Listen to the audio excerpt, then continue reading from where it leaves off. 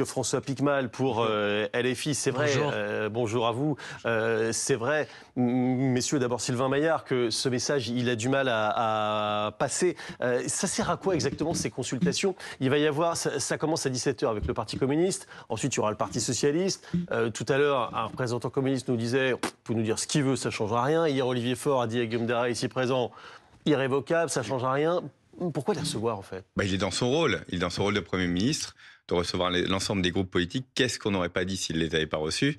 Et d'essayer de les convaincre et de regarder s'il y a une voie de passage pour, au-delà évidemment du 8, qui était une date importante, mais surtout pour avoir un budget.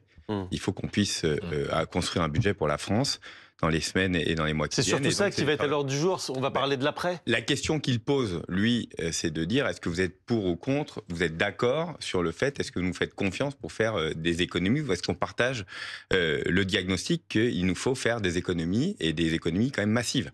Donc je crois que c'est important qu'on puisse en discuter. Je pense que c'est important aussi que chaque parti politique se positionne, et chaque député se positionnera le 8 par rapport à cette question.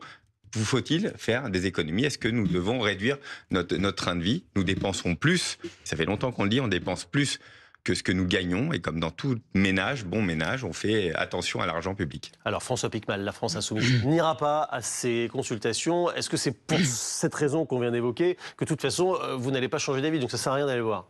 Bon, d'abord, si vous le permettez, j'aimerais en profiter pour souhaiter une bonne rentrée aux parents d'élèves, aux élèves et au personnel de l'éducation nationale. Alors c'était ce matin, c'était aux alentours entre 8 et 9 heures. Je le dis parce que j'étais enseignant pendant 10 ans, donc je sais à quel point on a eu une détérioration des conditions d'enseignement sous la Macronie. C'est 9000 postes supprimés.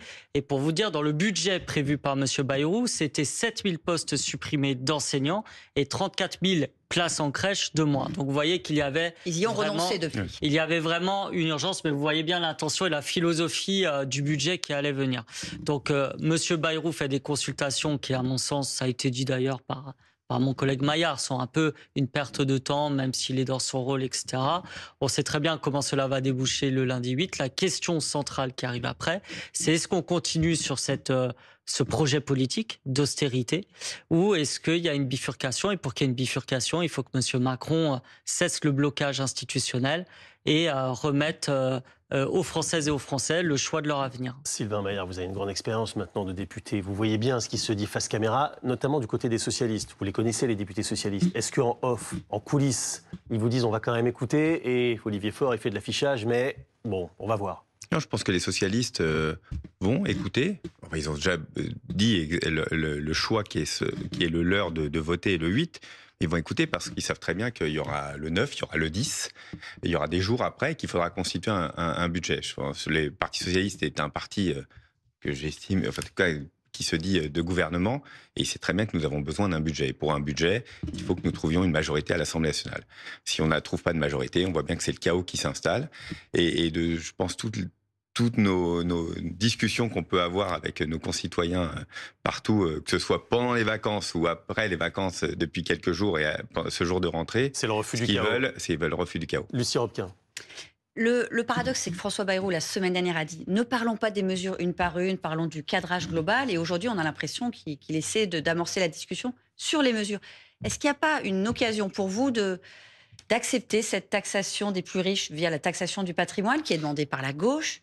Ce serait vraiment un moyen de débloquer peut-être la situation. Est-ce que vous êtes prêt à cela aujourd'hui? Il va falloir qu'on trouve une majorité pour voter un budget dans les semaines qui viennent. Donc je pense que chacun d'entre nous devra faire des pas, et des pas coûteux. Je dis coûteux au sens politique, les uns vers les autres. Donc on regardera ce que proposent les gens de bonne volonté. Qui propose par exemple de taxer les plus hauts patrimoines pour plus de justice fiscale, vous y êtes prêt? Alors, sur la taxe Zuckman, d'ailleurs, qui a été votée à l'Assemblée nationale, sur lequel nous sommes opposés, c'est un mécanisme, peut-être pas le lieu de rentrer d'un mécanisme technique qui, pour nous, va détruire une grande partie de la valeur d'entreprise. Donc, dessus, regardons, pourquoi pas réfléchir à une taxation. Moi, je suis assez opposé, notre parti a toujours été opposé, taxation d'argent bloqué qui ne sert à rien. En tout cas, tout ce qui crée de l'emploi, qui crée de la valeur, qui crée de la richesse en France, nous, on estime qu'il faut, au contraire, valoriser les investissements. Réponse François Piquemal. Oui, mais bon, je vois C'est pas nouveau, on a des désaccords politiques qui sont assez profonds là-dessus. Moi, ce qui me heurte, si vous voulez, c'est d'entendre Monsieur Bayrou et d'autres avoir un discours alarmiste, notamment sur la question de la dette, alors que depuis la présidence de Monsieur Macron, celle-ci a augmenté de 1 000 milliards d'euros. Donc les principaux responsables, c'est eux. Et parallèlement à ça, vous avez eu pour les 500...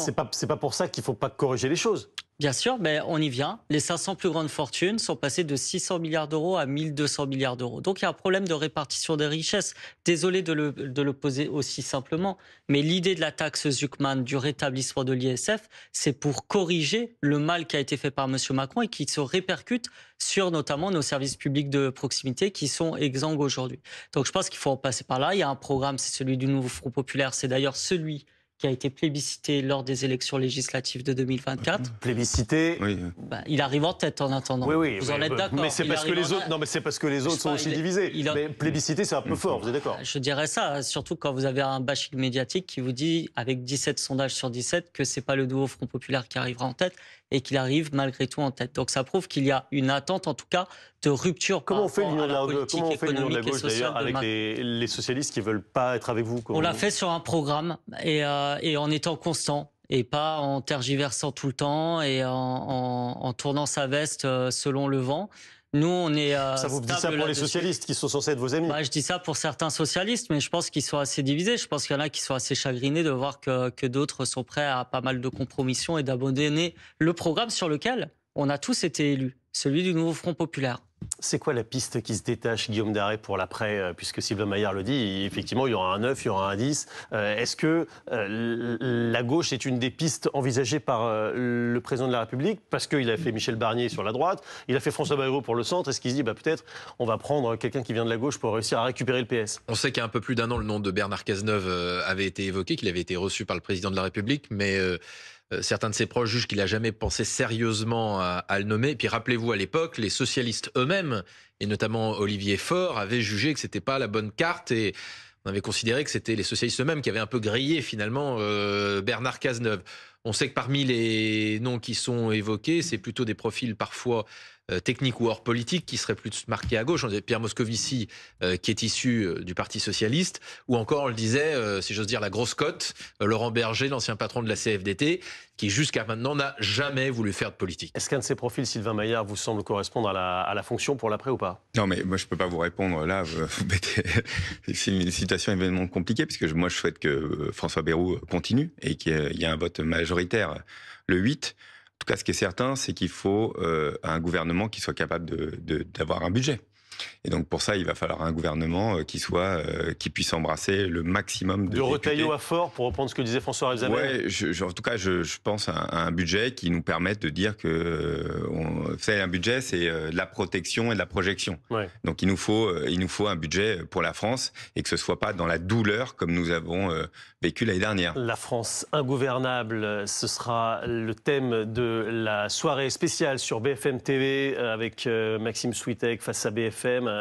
Aurore Berger, Emmanuel Bompard, Marine Tondelier, Olivier Faure et Jean-Philippe Tanguy seront là pour répondre et pour qu'on voit s'il y a peut-être une porte de sortie possible. Voilà, ce sera à partir de 21h. Dans quelques minutes, vous restez avec nous parce que la Sécu fait la chasse aux arrêts maladie et des centaines de médecins sont pointés du doigt. Ils ont reçu un coup de fil pas très agréable. La Sécu leur demande de réduire la voilure. On vous donnera tous les chiffres dans quelques instants. À tout de suite.